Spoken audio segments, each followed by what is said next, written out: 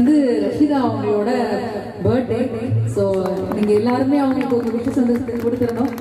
உங்களுக்கு வந்து இது ஒரு மெமரபிள் பர்த்டேவாக இருக்கும்னு நினைக்கிறேன். கரெக்டாக இவங்கெல்லாம் வந்து இந்த மாதிரி ஒரு பெர்ஃபார்மன்ஸ் வந்து பண்ணிருக்கவே மாட்டீங்க. கரெக்டாக நீங்கள் வந்து ஆடிட்டோரியம் அந்த மாதிரி பண்ணியிருப்பீங்க. இந்த எக்ஸ்பீரியன்ஸ் உங்களுக்கு எப்படி இருக்குது சொல்லுங்கள். எங்களோட இந்தியாவில் வந்து நீங்கள் பாடும்போது அதுக்கும் உங்களுக்கு எக்ஸ்பீரியன்ஸ் எப்படி ஃபீல் ஆகும்?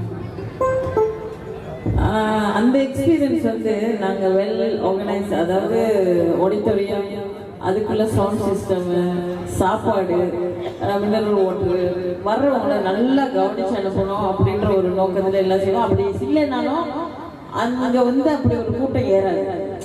இஸ்லாமிய பாடல்களே வந்து நம்ம தொடர்ச்சியாக செய்யணுன்றதே ஒரு பெரிய ஒரு கஷ்டமான ஒரு விஷயம்.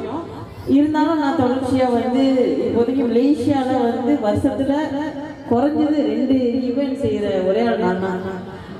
அதுக்கு பிறகு ஆளுங்க யாரும் செய்ய மாட்டாங்க. இப்போ கொஞ்சம் கொஞ்சமாக ஆரம்பிச்சிருக்காங்க. நம்ம ஆரம்பிச்சோன்னே இப்போ ரஹீமா பேகம் இப்போ மலேசியாவில் இஸ்லாமிய பாட்டு, அதாவது மணிஃபா பாட்டை பாட ஆரம்பிச்சது பெண் பாடகர்கள் கொஞ்சம் கொஞ்சமாக உருவாக ஆரம்பிச்சிட்டாங்க. அந்த மாதிரி தான் எங்கள் ஊர்லேயும் மலேசியாலையும் கொஞ்சம் கொஞ்சமாக இப்போ இஸ்லாமிய பாடகர்களும் உருவாக ஆரம்பிச்சிட்டாங்க.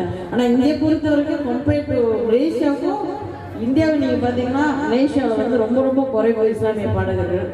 கச்சேரியும் ரொம்ப ரொம்ப குறைவு. இந்த மாதிரி ஒரு ஈவெண்ட் வந்து ரொம்ப நடக்கவே நடக்காது. ஏன்னா இந்த மாதிரி ஓப்பன் ஸ்பேஸில் வச்சதே இல்லை, வைக்கவும் மாட்டோம். ரொம்ப குறைவு, கூட்டம் வராது.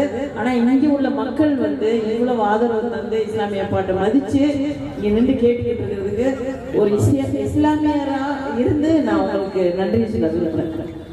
ரஷிதா சிஸ்டர், காரைக்காலை பற்றி நீங்கள் என்ன நினைக்கிறீங்க? ஏன்டா நீ உன் மைக்க பிடிச்சி உன் வேலையை ஆரம்பிச்சிட்டியா? 2 லைன் சொல்லிட்டு போங்க. சொல்லிடுங்க, நம்ம காரைக்கால் கிட்ட சொல்லுங்க. நான் உங்கள்கிட்ட நிறைய தடவை சொல்லியிருப்பேன்ல. காரைக்காலை பற்றி இவங்க நிறைய சொல்லியிருக்காங்க.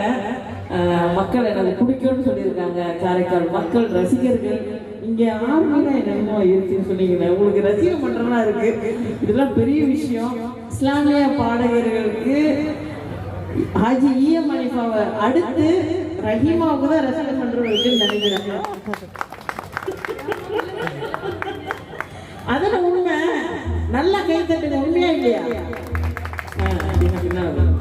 ஆனா இங்க கை தட்ட கொஞ்சம் குறவா இருக்கு. ஏன்னா எங்க ஊர்ல பொறுத்த வரைக்கும் ஒரு பாட்டு என்ன மாதிரி சுமாரா பண்ணவே கை தட்டுவாங்க. இப்படி எக்ஸிபிஷனா பாடுறவங்களுக்கு கை தட்டுறது குறவா இருக்கு. இருந்தாலும் உங்க ஆதரவு ஒவ்வொருத்தரோட முகத்திலையும் தெரியுது. அந்த வகையில இன்னைக்கு என் பிறந்தநாள் அன்னைக்கு இங்க வந்ததுல நான் ரொம்ப ரொம்ப சந்தோஷமா இருக்கேன். அதாவது இன்னும் கொஞ்ச நேரத்துல அந்த இன்னையோட டேட் முடிய போகுது. இறுதி வரைக்கும் இந்த சந்தோஷம் நீடிக்கணும்னு நல்லா செய்யுது.